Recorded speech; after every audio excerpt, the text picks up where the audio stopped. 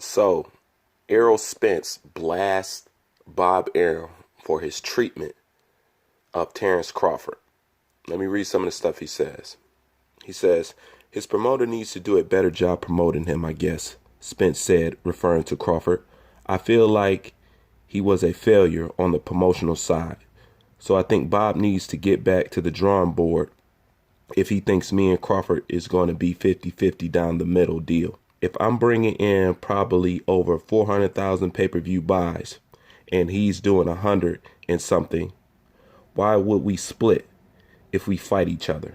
It's not just his opponents he's fighting, but the whole promotional thing behind him, Spence said.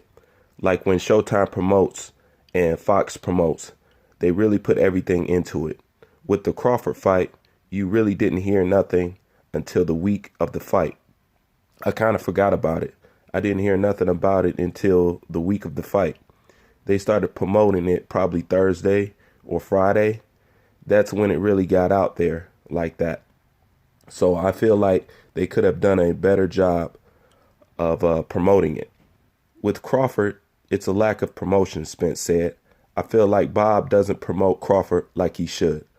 I don't know what that's about, but I feel like he promotes Lomachenko way better than promoting Crawford. Even with the lineup to the promotion of the Crawford fight, they were talking about Lomachenko in the same sentence with Crawford. Why are you talking about Lomachenko when you've got your pay-per-view fighter fighting Sunday night? Every time they mention Crawford, they mention Lomachenko. What are you doing that for? We've got Crawford fighting. When I fought on pay-per-view, they didn't mention guys. They didn't mention Keith Thurman. They didn't mention Pacquiao. They didn't mention me. They mentioned me versus Garcia, not Keith Thurman, Keith Thurman, Keith Thurman, Keith Thurman, or Pacquiao, Pacquiao, Pacquiao. If somebody mentioned Pacquiao and Keith Thurman, it was me who mentioned them, who I would like to fight next. I feel like the proof is in the pudding, how they're handling the whole promotion. Me, I wasn't even watching that, and I noticed how they were handling the promotion. Keep bringing up Lomachenko. Even after Crawford's fight, they keep bringing up Lomachenko. Why? They're not even in the same weight class. Why do you keep bringing this guy up? So I feel like they're over promoting him, overkill. And Terence Crawford is not a guy who's going to speak up. He's a guy who just wants to fight. They also say the Spence and Garcia fight reportedly drew in between 350,000 to 400 pay-per-view buys. Multiple sources have indicated to theboxingscene.com that Crawford Khan has produced less than half the buys Spence and Garcia generated. Okay, now going over what Errol Spence said.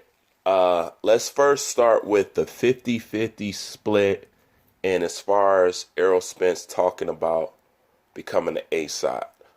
Nothing wrong with wanting things in place how you want them. I don't mind that. The only thing that I'm saying with Errol Spence is you've already set current roadblocks in front of you and Terence Crawford. Terence Crawford has cleared those roadblocks, and you have come up with a completely new set of roadblocks. That's what classify him as a ducker. That's what classify him as being a bullshitter. That's what classify Errol Spence as being scared. Okay, you talked all this shit. You talked about a belt. You talked about that. He grabbed his belt. He came back. He asked you, what's up? You're saying to him, it's not good enough. Now you're sitting up here talking this A-side, B-side mumbo jumbo, which at the end of the day, casual fans don't want to hear. We just want to see the fight. We understand we want to put yourself in a better position to where you can demand more of the money and be the A side. Fine, that's cool. But at the end of the day, it just sounds like bullshitting and excuses when you wasn't talking that A side. You wasn't concerned about no 50-50 split from us and the casual and the boxing fan standpoint. You are trying to be the best, so we expect you to fight the best, not to be whining about no percentage splits and no 50-50 and this, that. So let's establish that. He set one set of roadblocks between him and Terence Crawford. Terence Crawford cleared them, and now he sets a new set of roadblocks. And then let's talk about this whole fucking pay-per-view thing, okay? Let's get something straight, Spence. And that's my problem with Errol Spence. I liked Errol Spence at first because I looked at him as a straight, humble dude, quiet, meek, respectful, and does his thing. He has let all them accolades go straight to his motherfucking head. How are you going to sit up here and judge Terence Crawford pay-per-views sales when you yourself cannot generate a pay-per-view on your fucking own? The only reason why you have ever touched pay-per-view is because of your opponents.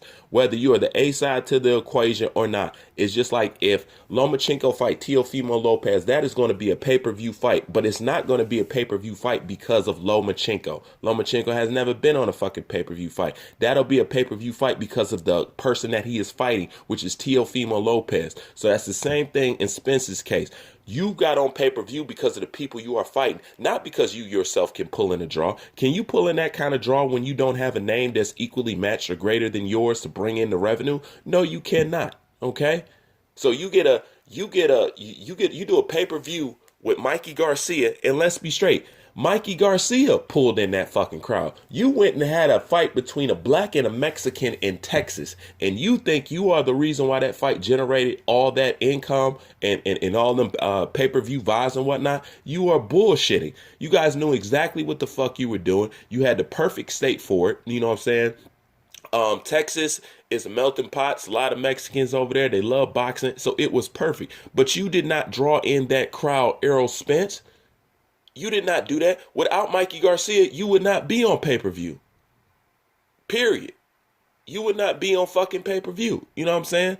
Now let's sit back and see how you do with Sean Porter and let's see how you do with Sean Porter. You know what I'm saying? Let's see if, number one, that's going to be on pay-per-view. And let's see how you do. Because if those numbers do good, I'm going to title that more to you than Sean Porter. You know what I'm saying? Because nobody really care about Sean Porter. Sean Porter is not really popular like that. He's a great fighter amongst casuals. But, he's a great fighter amongst hardcores. But as far as casual, nobody checks for Sean Porter like that. Sean Porter is not no damn superstar. So if you could pull off them same goddamn numbers with a Sean Porter, that's going to be pay-per-view, then I'll give you your credit. But until then, shut the fuck up. Because you only got there because of Mikey Garcia. Your shit has only been interesting because of Akel Brook. Your shit has only been interested because of your opponents. You are not the draw to the equation. You sold that much because of Mikey Garcia. Don't get it fooled, and don't get your head so inflated to the point that you rule out all rationality and common sense. Nobody's that stupid, Earl. You're not that fucking popular. You're not. You're trying to get there, yes. But number one, I'm going to tell you right now, you don't have the personality to be a true blue, hardcore boxing star. You don't have the personality or the charisma. Neither you or Terence has that. You know what I'm saying? But the difference is Terence doesn't try. But don't sit up here and try to judge Terence Crawford pay-per-views just because you did well with Mikey Garcia. And we all know that's because of Mikey Garcia. You didn't generate that shit off of you. All right, period. So stop the bullshit, man. You know what I'm saying? You're not all that. Now, the promotional side of things. Bob Arum promoting Lomachenko more than he's promoting Terence Crawford. Errol Spence is right. He's right. I don't see what the point of him bringing that up. If anybody, that should be something that Bob Arum brings up, unless you care for Terence Crawford well-being, or unless you're saying you want Crawford to be a bigger name so you could take the fight quicker. That'd be a totally different story if you're saying it like that, but I don't think you're saying it like that. But yes, does Bob Arum promote Lomachenko more than he posts Terence Crawford? Yes. But if you ask me, it ain't too much of a difference, and that's stupid on Bob Arum's part. How are you going to promote the guy who can barely speak English versus the guy who can speak clear English? That's part of the reason why Lomachenko has a hard time becoming a star, because he's been fighting 3 and 4 fucking years professionally. He ain't learned no fucking English yet. What's taking him so long, I have no idea. But the point is, Bob ain't doing that much better with Lomachenko than he is doing with Terence Crawford. But yes, he does promote him more.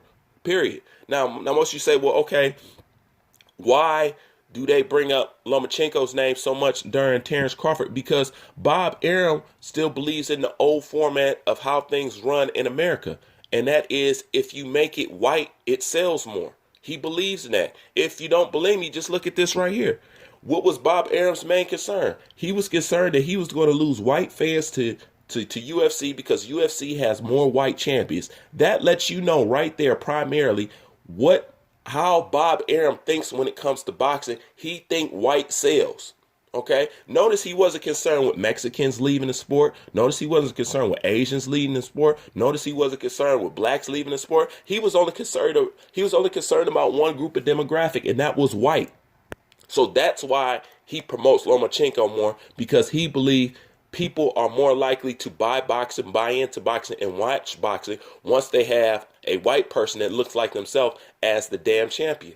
Now this will go back, and this is coupled to with why Lomachenko does get all the credit he gets and does not get all the credit that he deserves. That plays in both factors, because Bob Arum still believes in the purpose of the Great White Hype, which is to help promote boxing. The Great White Hype was invented to help promote boxing and sell tickets. That is the whole reason in the invention of the Great White Hype, because they feel like they couldn't sell boxing unless it didn't have a white face on it. And Hollywood pretty much does the same shit to this day too. There's plenty of characters that should be ethnically this color or ethnically that color or ethnically have this background, but to make it more lucrative, or at least they say to make it more lucrative or to get it to sell, they believe that you have to make the characters white in order for things to sell. That's one of the biggest misconceptions over here in America.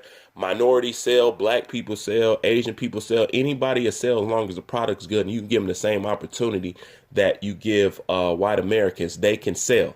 You know, I'm tired of this age-old myth that blacks can't sell or anybody beyond white can't sell.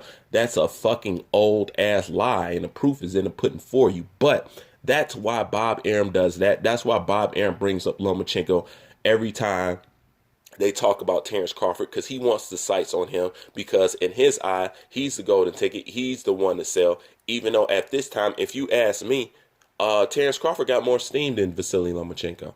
That's just my personal opinion. But that's why Bob Arum does that, you know. But at the end of the day, Terence Crawford re-signed with Bob Arum. You know, he knew what he was about. And they were like, man, why the fuck would you re-sign with Bob Arum? So evidently Terence Crawford liked it. And Terence Crawford doesn't have a personality, and he doesn't care to have a personality that's built off of, he wants to build all his steam off boxing alone. He's an old school throwback fighter. Just like I said, he want to go in there and whoop ass. He don't feel like he should have to entertain you. He don't feel like he should have to be charismatic. He said, me getting in here whooping ass should be enough. That's Terence Crawford in a nutshell. So if Terence Crawford is content with it, I'm content with it. Although I'm against people not becoming stars, because that helped push the sport.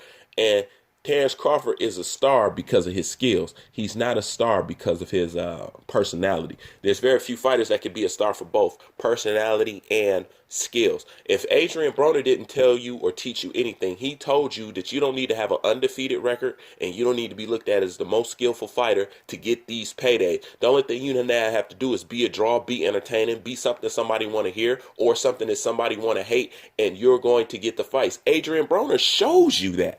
That's the one thing good about Adrian Broner. Y'all call him a bum all you want. That bum still gets fights and still gets paid good. Period. So that's what's up with Bob Arum doing so-called Crawford dirty. If Crawford don't mind, evidently the residuals is fine. If Crawford don't mind, then I don't fucking mind. Although I still think he should be trying to chase to be a bigger star. But I realize that that's not in his thing. He want to be a star by whooping ass. And I ain't got no problem with that, you know. But that's what's up with Bob Arum and his promotions. But as far as EJ goes, man, I think you too worried. Why are you so worried about Terence Crawford shit now? You know what I'm saying? Like I said, unless you're concerned from a reason like, look, I just want him to build his name up so it could be a bigger fight. I mean, let's be honest. Terence Crawford is more accomplished than Errol Spence, especially in my damn eyes. He's more accomplished than you, and you guys are close in. You guys are pretty close in age. You know what I'm saying? You are lagging, Errol Spence. You are behind. This is fights you should have had 3 and 4 years ago, man. All you guys are behind schedule. Every last one of you. The Charlos is really behind schedule, or really Monroe and stuff like. Man, that's somebody that they should be fighting in their 7th, 17th, 18th fight, easy. 16th fight, easy. All you guys are behind. So you sit up here talking like you the big cheese now. I'm telling you, Errol Spence, you do not have a personality like that. You only be on pay-per-view because of the people that you fight. But you per se selling a pay-per-view outside of Texas or something like that, dude, please, man.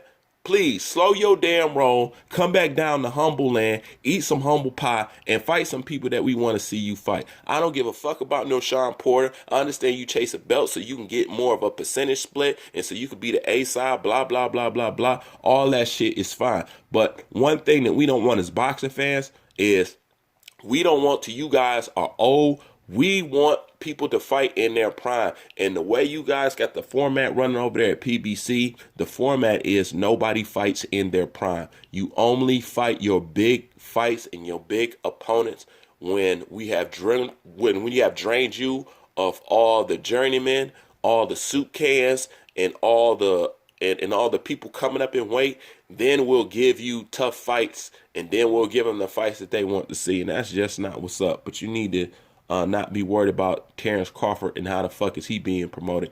If he's not complaining, you shouldn't be motherfucking complaining. All right, period. And don't be comparing no pay-per-view numbers when if you didn't have a Mikey Garcia, if you didn't have all these fights, your ass wouldn't be on pay-per-view self. Your ass wouldn't be on pay-per-view yourself. You yourself is not a fucking pay-per-view star. All right, so deflate your fucking ego and get in here and do some work and prove to us that you deserve that title that people are trying to give you. Prove to us that you pound for pound number one. Prove to us, because as far as we're looking at it and as far as I'm looking at it, there's no way that you could be pound for pound anything when you have a guy that comes up from 2 fucking weight classes and he goes 12 rounds with the pound for pound best in the world champ. Let me say that again. You have a guy who comes up 2 weight classes and supposedly the most dangerous, the boogeyman, the most hardest hitting puncher, welterweight in the fucking game. He comes up 2 weight classes and go 12 rounds with him. Don't you understand? For some people, 12 rounds is a victory. Hell, all Rocky wanted to do was go 12 rounds with Apollo Creed to prove that he was worth something. Mikey went 12 rounds with you in a weight division he had no business in. 12 rounds with the pound for pound best. 12? Coming up 2 weight class? Man, shut up and get that shit up out of here. But anyways, that's my opinion. Leave your thoughts in the comment section. Bruce Vane, I'm out.